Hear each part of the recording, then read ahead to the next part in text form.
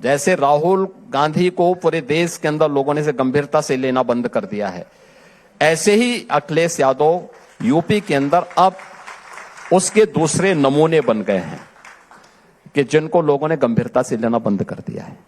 Samajwadi party का जो formula था MY फॉर्मूला, वो बदलकर अब PDA हो गया है और MY का भी कुछ अलग बन गया है।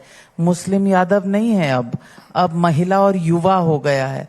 आपको लगता है 2027 की लड़ाई में ये बदलते फॉर्मूलों से फर्क पड़ेगा? यहां का युवा जरूर पूछेगा, जरूर उनसे पूछेगा जब सरकार थी तब क्या किया था। और इनका PDA अवसरवाद का एक दूसरा नमूना है, जिसको आप परिवार डेवलपमेंट अथॉरिटी कह सकते हैं। परिवार, एक परिवार को के विकास के लिए जो अथॉरिटी, अवसरवादी अथॉरिटी ये लोग गठित करेंगे। अखिलेश जी उसके चेयरमैन हो जाएंगे, शिवपाल यादव उसके CEO हो जाएंगे, राम गोपाल यादव उसके वाइस प्रेसिडेंट हो जाएंगे, वह वाइस चेयरमैन हो जाएंगे। बाकी अन्य लोगों को सबको कहीं ना कोई भाई भतीजे, क्योंकि महाभारत के सारे रिश्ते उनके पास मौजूद हैं, तो ये सभी उनके पास आ जाएंगे। तो ये PDA उसी का नमूना है। देखो ये तो तय है कि ना उनको आना है, जब आना ही नहीं तो करना भी नहीं है, इसलिए कुछ भी घोषणा कर लो। आपको याद होगा टाइम्स नाउ नवभारत जब लॉन्च हुआ था, तो पिछला चुनाव जब आपका 2022 का हो रहा था, तो आपने कहा था, जब मैंने सवाल पूछा था कि चुनाव में क्या होगा, आपने कहा पहले कभी नहीं हुआ लेकिन मैं आऊंगा ना। इस बार क्या कहेंगे? देखिए, डबल इंजन की सरकार ने प्रदेश को टेक्नोलॉजी, ट्रस्ट एंड ट्रांसफॉर्मेशन के साथ जोड़ा है। और मैं इस बात को मान सकता हूं कि यूपी में ये डबल इंजन की सरकार 2027 में फिर धूम धड़ाके के साथ वापस फिर से आएगी।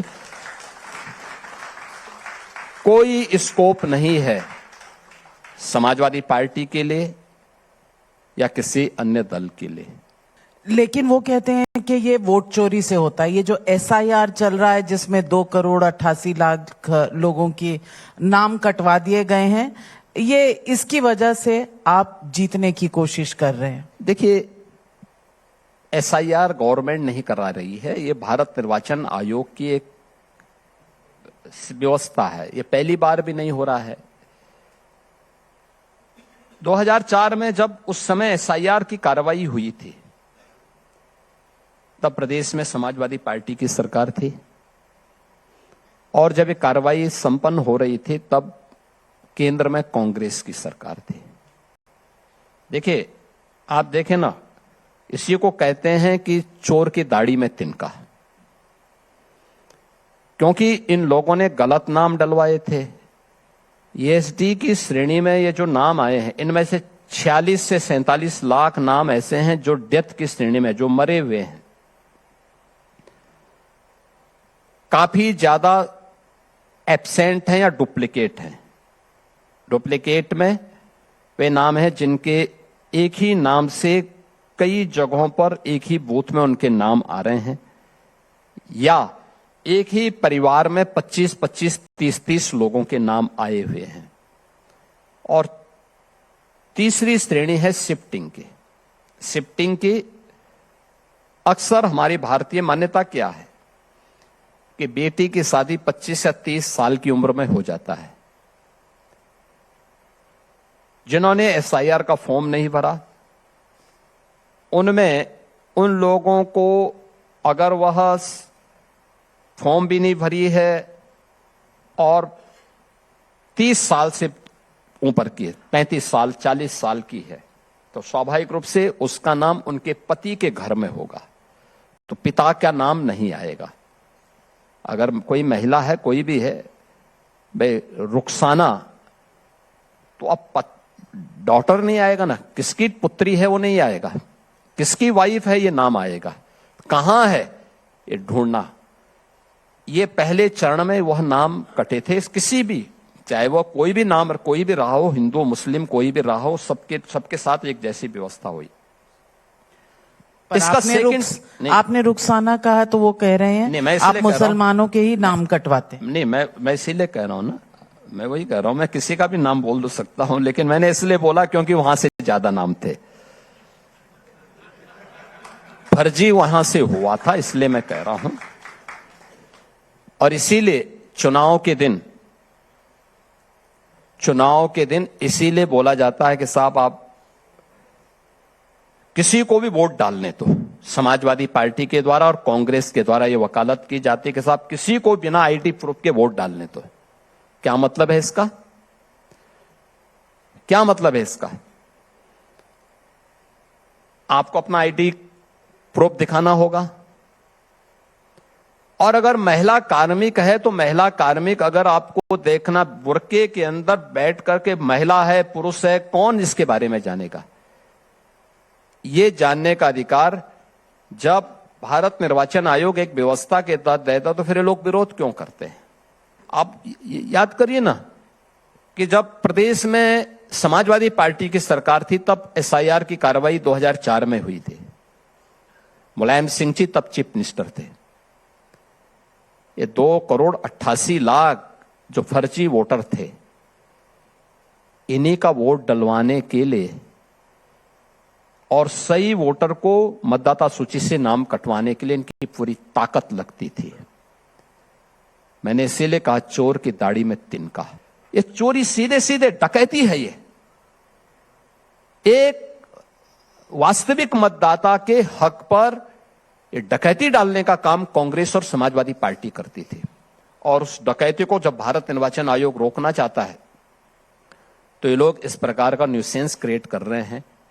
ओवैसी जी कह रहे हैं हिजाबी मेयर बन गया है, हिजाबी मुख्यमंत्री बनेगा अब उत्तर प्रदेश में, और देश में हिजाबी प्रधानमंत्री है ना। और वैसे हम लोग तो पहले ही बोल चुके हैं कि उत्तर प्रदेश में तो राम जन्मभूमि के माध्यम से उत्तर प्रदेश की जनता जनार्दन ने भी और डबल इंजन सरकार ने अपना संदेश दे दिया है। लेकिन उत्तर प्रदेश के बाद अगला जो निशाना होगा वो हमारा भारतीय जनता पार्टी उधर ही रुक करेगी, और उनकी पीड़ा सबसे ज्यादा इस बात को लेकर के है कि कहीं हैदराबाद को ये भाग्यनगर न बना दें, और भाग्यनगर से भयभीत होकर के वे इस प्रकार का राग लाप रहे हैं। मेरा मानना है ओबीसी को मुस्लिम का एक पक्ष भले ही समर्थन करता हो, यूपी में फिलहाल उनके लिए कोई भी स्कोप नहीं है। ये तो अखिलेश जी भी कह रहे हैं। हाँ, तो अखिलेश यादव इसलिए कहेंगे क्योंकि अखिलेश यादव उनसे गठबंधन करना चाहते होंगे। वो तो कांग्रेस के नेता अपनी तरफ ले रहे हैं। हाँ, जहां भी लेना चाहेंगे सब एक साथ। देखो, अखिलेश यादव का पूरा गठबंधन ही अवसरवाद पर आधारित होता है। जहां से उनको अवसर मिल, जहां से उनको थोड़ा भी लाभ दिखाई देता हो, उन सब के साथ जुड़ने का प्रयास करेंगे। फिर उनका काम निकल गया तो उसको फिर बाहर का रास्ता भी दिखाते हैं। योगी जी, एक कांग्रेस के मुख्यमंत्री हैं तेलंगाना में, आपने भाग्यनगर की बात की तो याद आया कि वो कहते हैं Congress is equal to Muslim, Muslim is equal to Congress. ये सांप्रदायिक नहीं है, लेकिन आप जब कहते हैं कि बटेंगे तो कटेंगे तो ये सांप्रदायिक है। ये तो कौन सा फॉर्मूला है? मैं वही कह रहा हूं ना कि मीठा मीठा गप और कड़वा कड़वा थू। अगर हम एक सच को बोलते हैं, सच हमेशा कड़वा होता है, तो उस पर ये उंगली उठाएंगे। कांग्रेस अपने अंतिम दिन गिन रही है। यूपी में तो खैर समाप्त हो ही चुकी है। कांग्रेस को यूपी में इतने मेंबर नहीं मिले हैं, इतने भी सदस्य उनके जीत के नहीं आए हैं। देखिए, अर्थी पे कंधा देने के लिए कम से कम 4 लोगों की आवश्यकता पड़ती है। कांग्रेस के पास वह 4 लोग भी जीत के नहीं आए हैं यूपी के सदन में। और मुझे लगता है कि अगली बार समाजवादी पार्टी भी उधर ही जा रही है, कांग्रेस की राह पर तेजी के साथ आगे बढ़ रही है। 2024 में उलट था। देखो, 24 में संविधान के नाम पर और आरक्षण के नाम पर इन्होंने जिस प्रकार का दुष्प्रचार किया था, आज जनता समझ चुकी है। योगी जी, अंत में एक थोड़ा सा रैपिड फायर करना चाहती हूं आपके साथ। आपके लिए 2027 में सबसे बड़ी हेडलाइन क्या होने वाली है? देखिए, 27 में फिर से डबल इंजन सरकार यूपी के अंदर बनने जा रही है। आप इसको मजबूती से बोलिए, अपने आप ही फिर से आएगी। अखिलेश यादव के लिए एक शब्द क्या कहेंगे? देखिए, उनके लिए फिलहाल कोई स्कोप नहीं है और फिलहाल कोई फ्यूचर भी नहीं है।